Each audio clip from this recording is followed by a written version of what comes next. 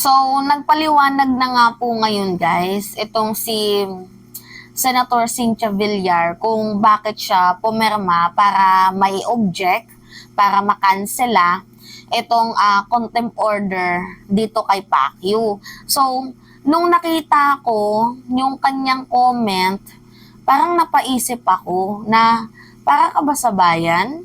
Para ka ba sa mamamayang Pilipino?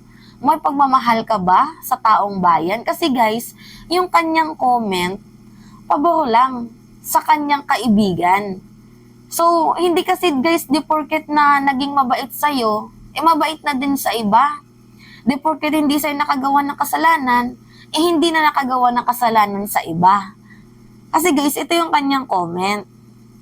Sabi niya, kaibigan niya daw, si Pastor Mo Apollo Kibuloy. So, mabait siya sa aming pamilya at nagtataka ako dyan sa case na yan.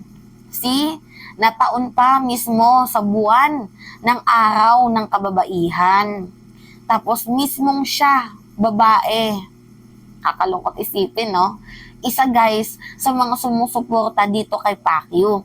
So, hindi ko alam kung aware ba itong si Cynthia Villar sa mga naging testimonies ng mga allegedly victims or hindi niya pinakinggan dahil nga nasa side siya ni Pacquiao. So, we do not know. Anyway, sabi niya pa, kaya medyo hindi ako masyadong naniniwala sa case dyan. Kaya medyo hindi ako masyadong naniniwala sa case dyan sa case na yan. Kilala ko siya personally and nakakahiya naman na ako, ipapahuli ko siya. Diyos ko, you don't do that to a friend.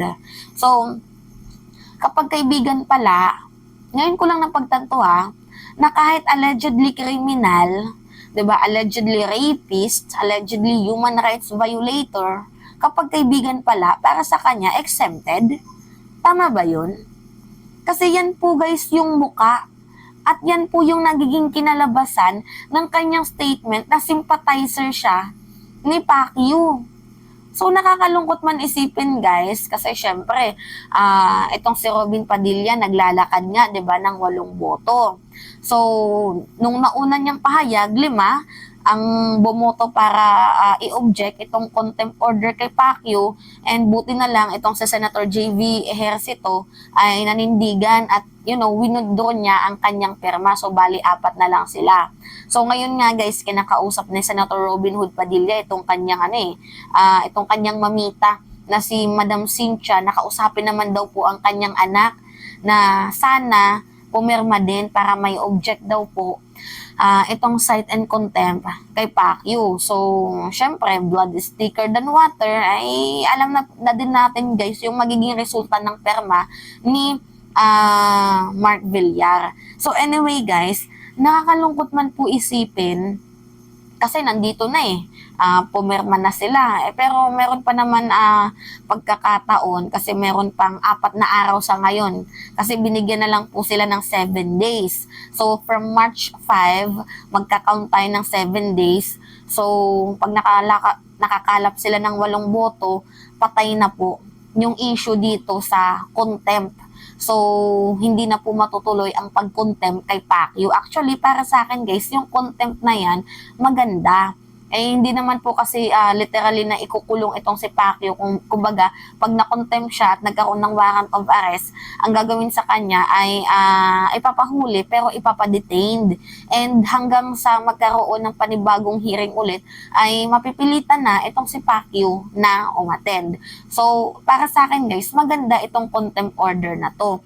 Lalo pat kagaya nga ng sinabi ni Senator JB Ejercito sa kanyang naunang pahayag na para malaman natin kung ano nga ba yung side ni Pastor Mo Apollo Kibuloy para nang hindi tayo nagiging one-sided. Ang problema kasi guys, paano na lang natin malalaman ang side ni Pastor Mo Apollo Kibuloy kung makakalap sila ng 8 perma para patayin itong contempt order, para mapaaresto itong si Pacquiao, para matuloy sana ang pag-attend sa Senate hearing. Kasi kapag hindi po to guys natuloy or pinatay itong issue na to, nakakalap sila ng 8 boto, ang mangyayari guys, wala na pong contempt order na warrant of arrest kay Pacquiao. So nakakalungkot isipin kasi hindi natin maririnig yung side ni Pacquiao. So anyway guys, yun po yung paliwanag ni Cynthia Villar. And bandabing mga mamamayang Pilipino guys ang nagalit. So according nga dito sa sa isang comment na aking nabasa, nilarawan nila guys yung picture ni former Senator Miriam Defensor. Sabi niya, the innocent is unbrave as a lion, the guilt flees. So sabi nila, bakit matatakot ang appointed son of God? So yun na nga po yung comment nila. So bakit nga ba matatakot itong si Pacquiao kung wala naman siyang kasalanan, 'di ba?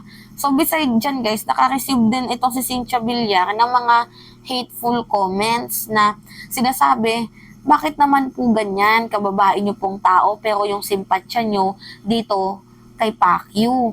So ako naman guys, sa part ko naman to, para sa akin, hindi naman din po deserve ng mga biktima de porket may special treatment kasi itong si Pacquiao eh.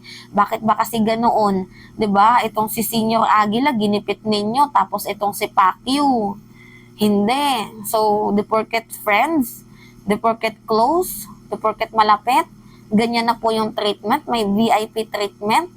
Parang ang unfair naman po nun sa mga biktima, Hindi naman po kasi sinasabi na criminal na itong si Pacquiao. Hindi naman po sinasabing ganun eh.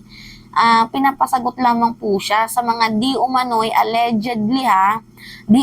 allegedly na ipinupukol na issue sa kanya. Wala naman pong masama kung sumagot siya. And, utos na din po yan ng presidente na sana umattend siya. 'Di ba? Sino yung mas mataas, presidente o kayo? Well, lahat naman po ay may freedom, may rights, 'di ba, to express their opinion. Pero sana naman po be fair.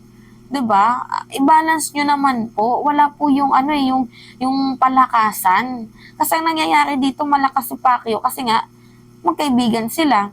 Kaya kagaya nga ng sabi niya na you don't do that to a friend. So, di porket kaibigan,